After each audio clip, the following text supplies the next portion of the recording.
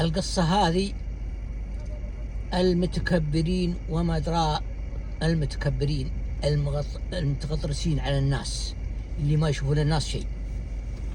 هذا راجل يقول أنا أشتغل لي في شركة، ويقول مدير الشركة راجل شبعان عنده خير وعنده أموره طيبة، ولكن يقول متكبر ومتغطرس وما يشوف العالم هذا على شيء مرة. يقول يوم من الأيام احتجت 300 ريال، يقول وانا اروح له السلام عليكم السلام في المكتب حقي يا ابو فلان انا محتاج 300 ريال للراتب واعطيه اياها. قال اطلع برا اطلع برا. قلت يا رجال تكفى والله محتاجها وتجي الراتب يجينا بعد كم يوم واعطيك حقك تجمل. قال اطلع برا اطلع برا.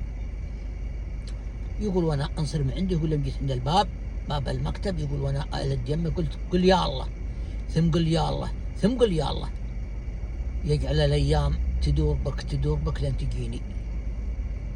يقول وانا امشي. يقول اشتغلنا في الشركه، يقول بعد 5 شهور وحدودها يقول الشركه فلست نهائيا، وكل طلع وكل راح يدور رزقه. قال انا طلعت وعندي قريشات وتسلفت ومنا وسويت مؤسسه وبدأت اشتغل فيها واشتغلت ومنا شوي لين الحمد لله صار عندي خير، صار عندي مال، صار عندي شركة وانا المديرها، وصار عندي موظفين، وصارت اموري الحمد لله تمام. يقول صرت خلاص ما عاد علي منه ولا من غيره. يقول اغناني ربي وصار عندي خير وصارت اموري طيبة. يقول راحت الايام يقول رقمي مخزن عندي من هاك الحين في جوالي ما مسحته ولا شيء. دقيقة خليني أكلم هذا منهم. ألا لا خلى معك لين يجي المغرب ولا حول. يلا يا أبوي.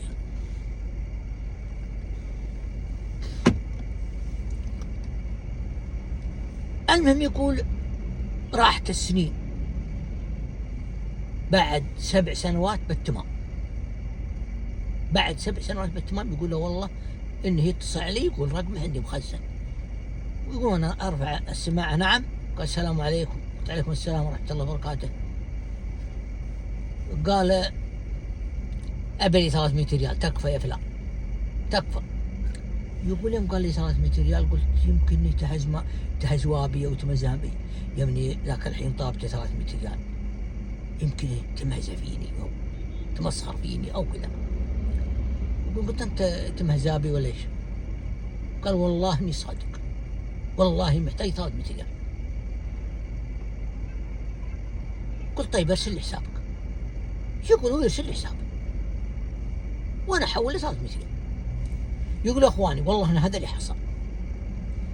حصل شفتوا كيف الله سبحانه وتعالى قالبه ولفه وسوى لين ما قاعد عنده ولا شيء صار على الحديده، ورجع يطلب رفيقه اللي جاه يطلب 300 ريال.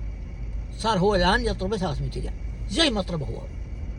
صارت دعوته مستجابه. الرجل هذا يمدح عليه صارت مستجابه. جت به الايام دارت لين جت به وراح يطلب رفيقه اللي يطلبه زمان 300 ريال مثل ما طلبه هو. بس يقول انا بغيت اذكره واعلمه، بس يقول انا قلت لا خلني اجي اطيب منه، خلني اصير اطيب منه انا اعطيه بكيفه. يقول وانا اعطيه ولا سالته ولا شيء. بس المقصد وش هو؟